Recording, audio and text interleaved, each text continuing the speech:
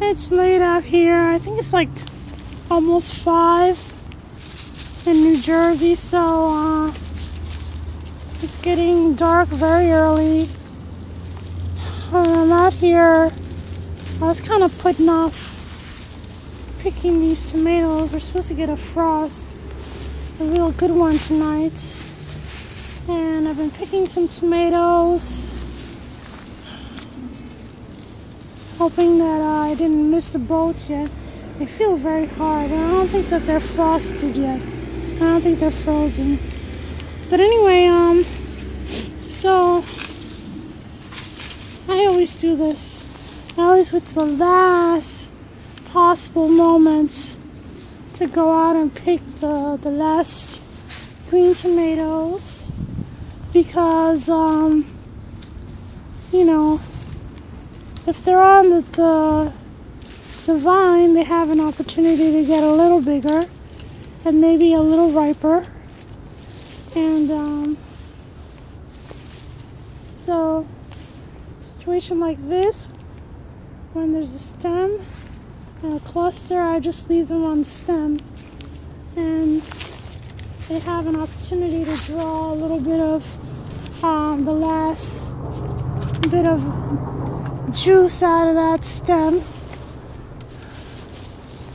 So I kind of think this is it.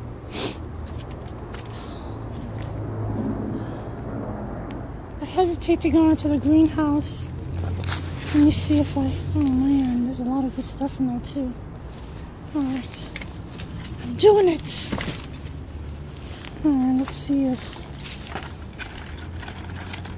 There's some mushroom thing. See, there's some good ones in here. And it's pretty cold in here, even though it's not as cold as outside. It still freezes eventually. I don't really think that I would really get a frost in here tonight, but you just never know. And I'm not taking any chances, so there's a few good ones.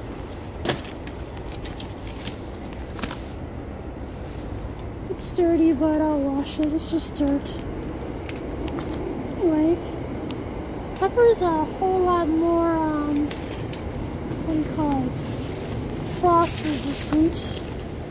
But I'm gonna pick these few peppers that are nice and red, because I would hate to have thought, okay, well, they'll be okay, and then I come out the next day and they're all frozen solid.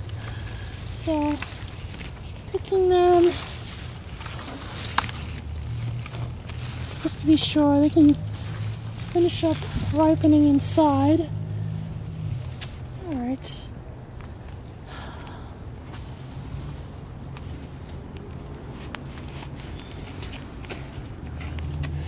I got a little bit lazy today.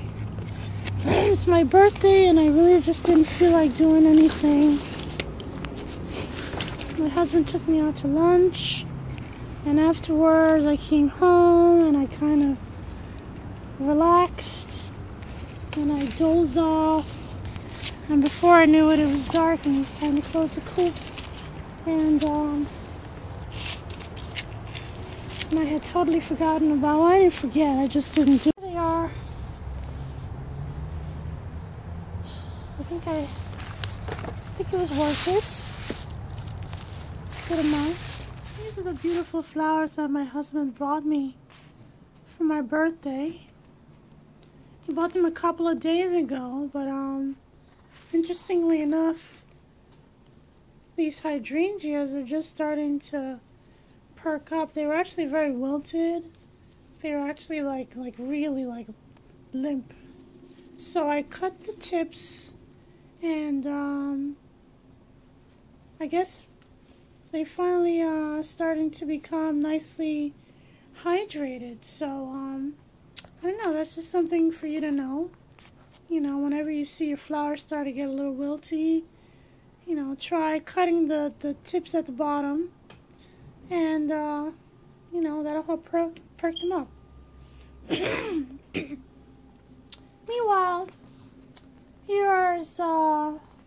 my collection of tomatoes that I got last night. I kind of was being very lazy yesterday. I procrastinated most of the day. Well, it was my birthday. My husband took me out to lunch, and then, well, he took me for a ride, and then we got some hot dogs, and then we went out for dinner that evening. But anyway, these are cherry tomatoes mostly.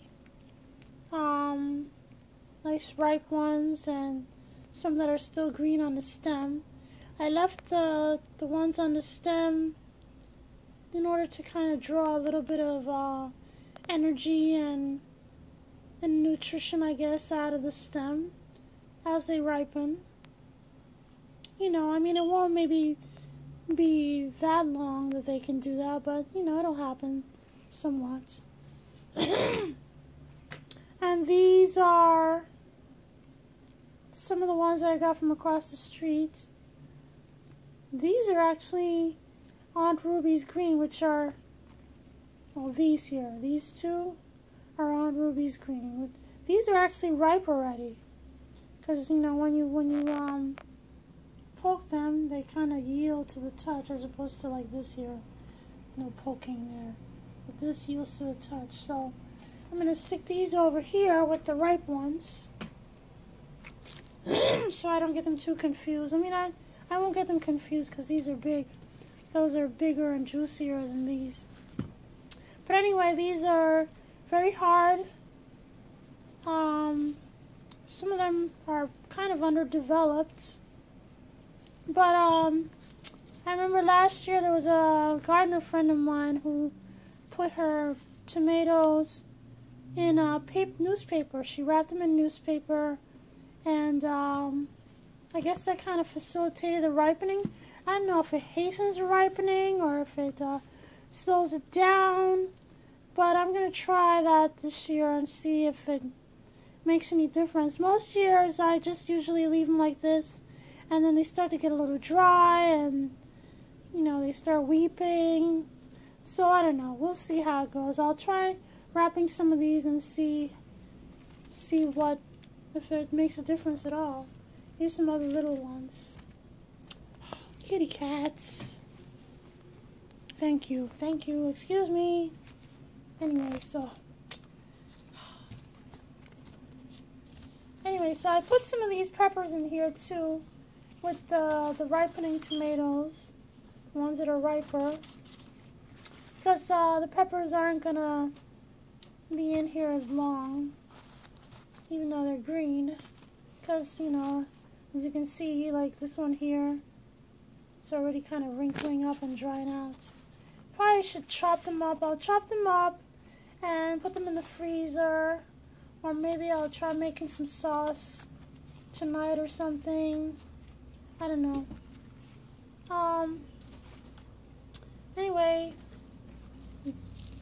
like this here, these are the ones that I got out of the greenhouse last night. I never did figure out what variety these are, but they're pretty hot. They're not like terribly hot, but they're a good amount of heat and fairly tasty. This here is one of those sweet banana. It smells, when you cut it open, it smells like it's going to be really hot, but then when you taste it, it's like there's absolutely no bite whatsoever. So I kind of like these. It's intriguing. This here is the only Joey Parker pepper that I got. I would have liked it if it could have ripened a little bit, but it's got a little bit, I think, of frostbite here. I don't want it to go bad and then I don't get to eat it, so I'm going to probably chop this up and make a salsa. This has a little bit of heat. It's not too hot, but it's got a little bit of heat. So maybe I'll chop this up, maybe with maybe one of these jalapenos or one of these funky mystery peppers, and make my famous Aunt Ruby's green salsa. I don't know, maybe I'll make some fajitas or something tonight. I'm keeping some of the peppers that came off of the ones that I dug up because they're not, I'm not sure what to do with these. These are chimayos, so they're definitely for making chili powder.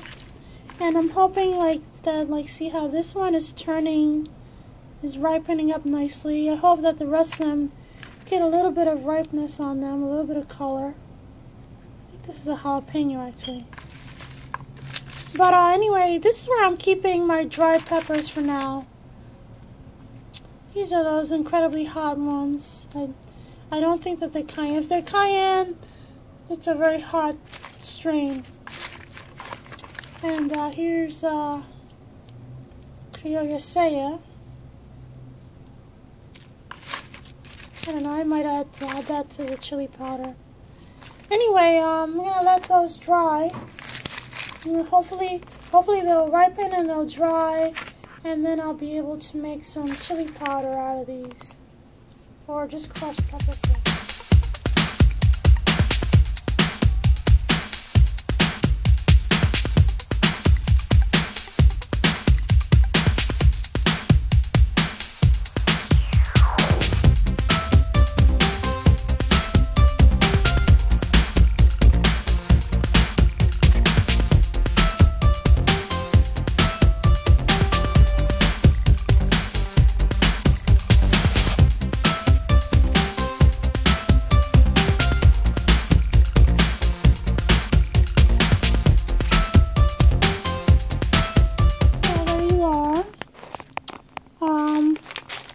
Wrapped up the ones that were bigger, the bigger ones. This one I could have wrapped, but I don't know. I don't really care about that one too much. But anyway, so I wrapped up the nice big ones, and I guess periodically I'll check on them. Maybe after a couple of weeks I'll check again to see what's ripening up, and I guess I'll take you through that as well. Sorry for my big fat finger. So, anyway, that's it for now, I think. I'm gonna go outside and try and get a couple of things done.